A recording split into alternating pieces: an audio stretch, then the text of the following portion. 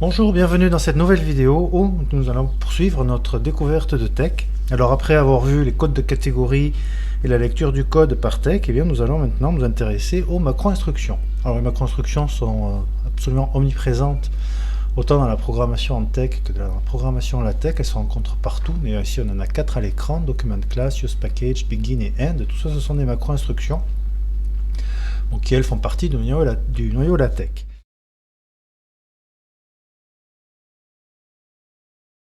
Alors comment définir une macro-instruction? Eh bien on doit invoquer la primitive def, qui veut dire define. Juste après on doit écrire le nom de la macro que l'on veut définir, et entre accolades on va lui donner un contenu. Je vais mettre par exemple bonjour. Et bien après que cette ligne ait été exécutée, eh bien la macro xx va être définie et elle contiendra le code bonjour. Alors ici on va l'exécuter.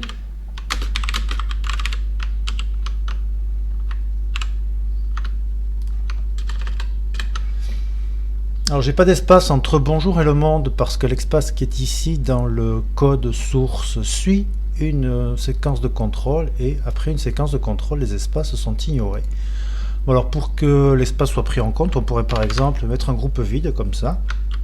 Ça fonctionnerait très bien.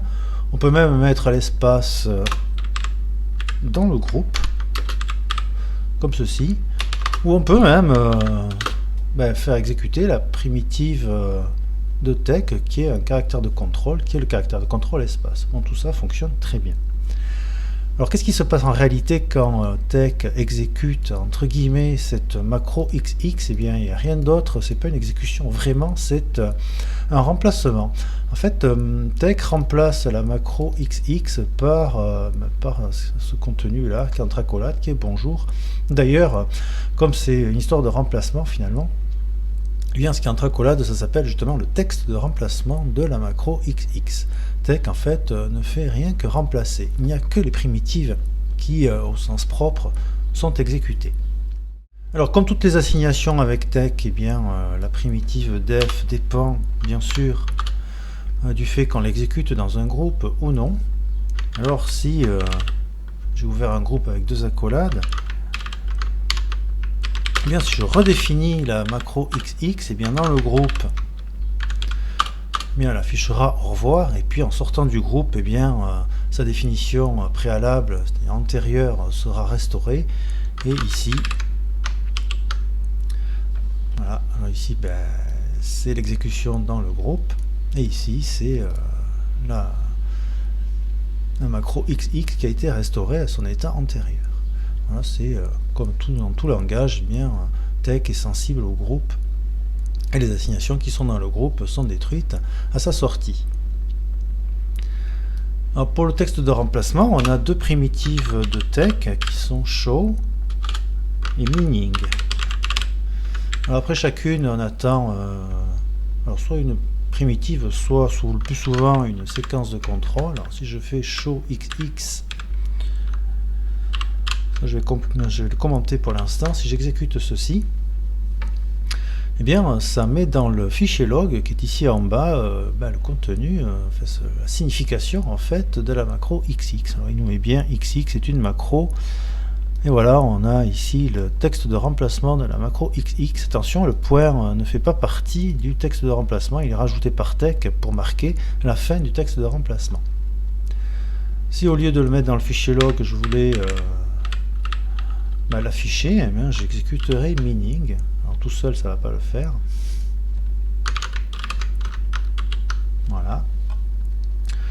Bon alors c'est dirigé vers l'affichage cette fois-ci, mais c'est pareil, la macro, on a ici le contenu de la macro. Il n'y a pas de point cette fois-ci à l'affichage, donc il faut considérer qu'elle s'arrête au R de bonjour. Attention, parce que s'il y avait un espace ici, on s'en apercevrait pas.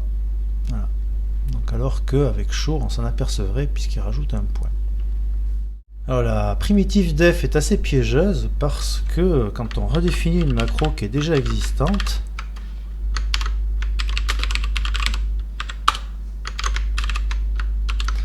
si je compile ceci bien sûr, alors là je suis pas dans un groupe, donc en fait ça a été redéfini. Ce qu'il faut remarquer, c'est que dans le fichier log qui est ici, il n'y a strictement rien, il n'y a aucune indication qui permet de se rendre compte que cette exécution-là, cette ligne, redéfinit une macro qui est déjà existante. Tout se passe silencieusement.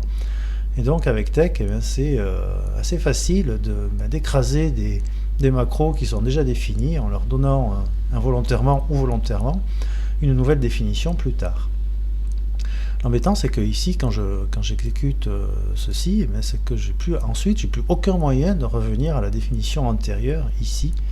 Elle est perdue à tout jamais, à part si on sauvegarde la macro XX dans son premier état.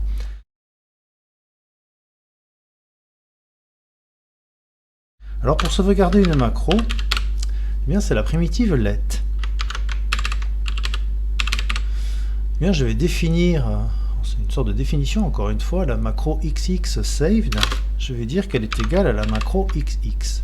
Alors en fait, ce qui se passe en coulisses, c'est que le texte de remplacement de XX qui est là, il est mis dans le texte de remplacement de XX saved.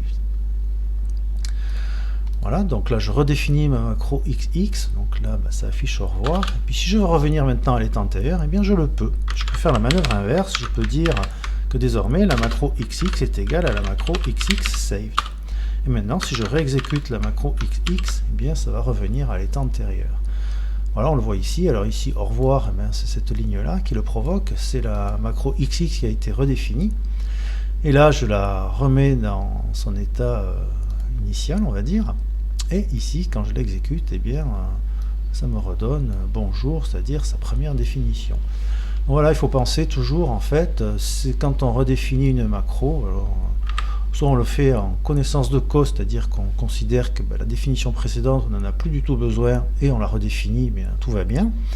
Si on en a besoin de la définition précédente, on peut tout faire dans un groupe. Comme ça, on est sûr qu'à la sortie du groupe, tout reviendra comme auparavant. Et si on ne veut pas le faire dans un groupe, si on ne le peut pas, justement, il faut recourir ici à la primitive let, comme ceci. D'ailleurs, un petit mot sur la syntaxe de la primitive let. Alors, comme on l'a vu pour la primitive hier, quand on avait fait un épisode précédent, ce signe égal et l'espace qui le suit sont tout à fait facultatifs. On peut écrire comme ça. Avec ou sans espace, ça ne change rien, parce que de toute façon, l'espace, quand il est après une séquence de contrôle, il est ignoré. Donc on peut écrire les choses comme ça. Donc ça veut dire copie le texte de remplacement de la macro XX dans la macro XX saved.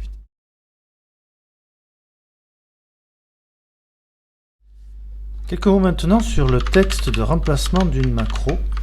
Alors maintenant, on va imaginer que je définisse une macro, encore une fois, on va l'appeler XX par exemple. Je vais mettre bonjour et puis je vais mettre lm. Alors, cette macro-là, lm n'est pas définie, il n'y a pas de raison qu'elle le soit. Alors, si je compile ceci, l'affichage, il n'y aura rien du tout, puisqu'il n'y a aucune composition qui est faite. Mais en tout cas, dans le fichier log, il n'y a aucune erreur de compilation, c'est-à-dire que lorsque Tech lit le texte de remplacement d'une macro, il n'y a aucune vérification qui est faite quant à la validité ou pas du code qui s'y trouve. Je peux très bien y trouver des macros définis ou pas.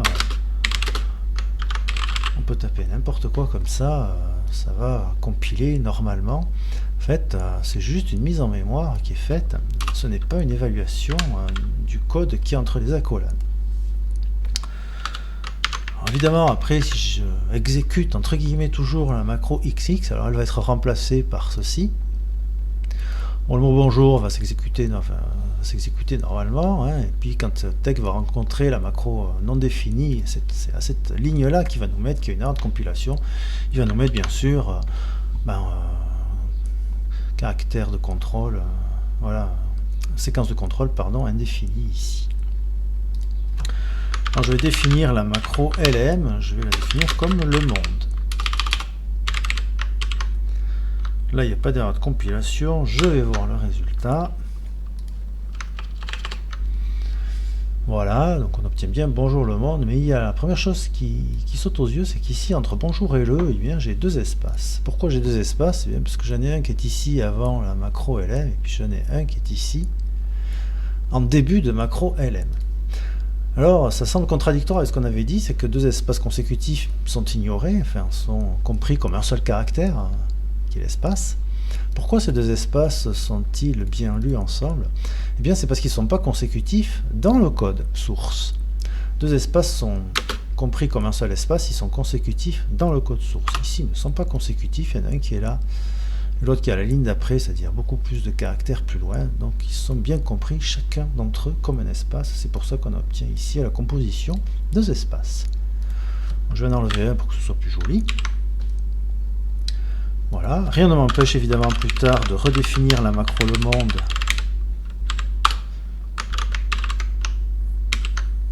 tant que la macro LM est définie au moment où la macro XX est exécutée, eh bien, tout se passe correctement.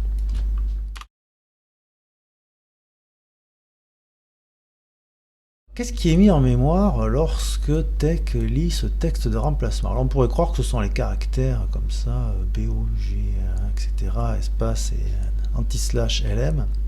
Alors ce ne sont pas des caractères qui sont mis en mémoire. Ce qui est mis en mémoire, c'est les caractères, et lorsque tech les lit, d'ailleurs que ce soit dans le texte de remplacement d'une macro ou à n'importe quel moment, eh bien, il leur donne un code de catégorie, le code de catégorie qui est en vigueur à ce moment-là. Ça veut dire que toutes les lettres du mot bonjour, eh bien, auront la catégorie numéro 11, celle des lettres. L'espace qui est ici aura la catégorie numéro 10. Et ceci sera lu comme une séquence de contrôle. Alors, il n'y a pas proprement parlé de code de catégorie pour les séquences de contrôle, c'est surtout les caractères qui en ont. Donc ce sera juste une séquence de contrôle. Voilà. Alors en fait, tout ceci, là, ces caractères accompagnés, on va dire, de leur code de catégorie, mais ça s'appelle des tokens. B est un token, O est un token, etc. L'espace est un token. Et cette macro est un token. Alors, token, ça veut dire jeton en français, on dit souvent token en informatique. Donc en fait, le texte de remplacement de la macro XX est composé de 1, 2, 3, 4, 5, 6, 7, 8, 9 tokens. Voilà, qui sont stockés avec leur code de catégorie.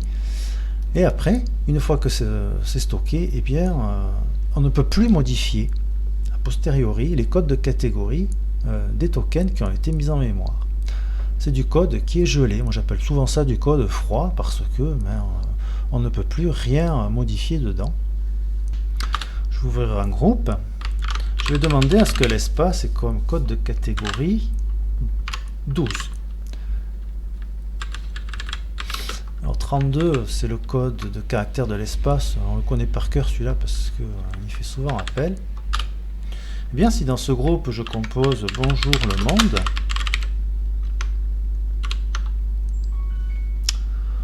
voilà, les espaces, comme ils sont de catégorie 12, eh bien, ils sont remplacés par les dessins de l'espace dans la fonte en cours. Comme on l'a vu quand on a vu le code de catégorie numéro 12. Je vais sauter un paragraphe. Je vais exécuter la macro XX. Je vais juste mettre le monde ici. Et bien voilà, c'est l'illustration de ce que je viens de dire. La macro XX, lorsqu'elle est exécutée ici, même quand l'espace a un code de catégorie de 12, eh bien, les tokens qui sont ici, comme ils sont gelés, eh bien, ils sont irrémédiablement de 4 codes 10. Donc c'est pour ça que la macro XX, eh bien, les espaces sont remplacés par des espaces blancs et non pas par le dessin du caractère espace. Pour illustrer à nouveau cette règle, si j'avais à l'intérieur du groupe défini la macro XX et que j'avais mis le changement de 4 codes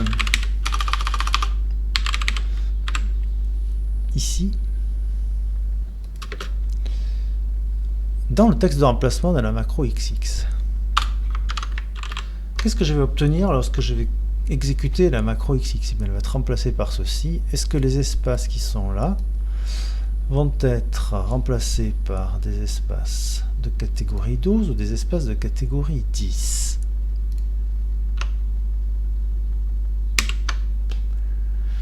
Évidemment, ils sont remplacés par des espaces de catégorie 10. Parce que au moment où cette ligne est exécutée, l'espace a son code de caractère de catégorie normale qui est 10.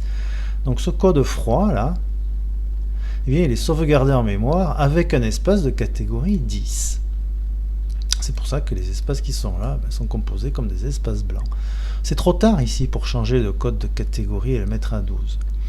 En fait, après la macro XX, eh bien comme la macro XX a été exécutée ici, cette instruction a été lue. Après la macro XX, l'espace a bien son code de catégorie de 12. C'est-à-dire si après la macro XX, eh bien je compose bonjour le monde, on voit bien que là l'espace a sa catégorie de 12 du fait que la macro XX a été exécutée et cette instruction a changé donc le code de catégorie de l'espace. Alors qu'est-ce qu'il faudrait faire pour définir une macro XX pour que le code de catégorie de l'espace soit de 12? Eh bien, il faudra s'y prendre comme ça. Il faudrait, avant de définir la macro, changer le code de catégorie de l'espace, définir la macro XX comme ceci, et là maintenant si je l'exécute, bien comme le code de catégorie de l'espace vaut 10, eh bien le texte de remplacement ici eh bien, est lu sous un régime de... Bien, ça c'est 12, pourquoi je dis 10, pardon. Voilà. Le texte de remplacement de la macro ici, l'espace aura son code de catégorie de 12. Et quand elle est exécutée, eh bien, on aura son code de catégorie de 12. Voilà. D'ailleurs, si je l'avais défini globalement,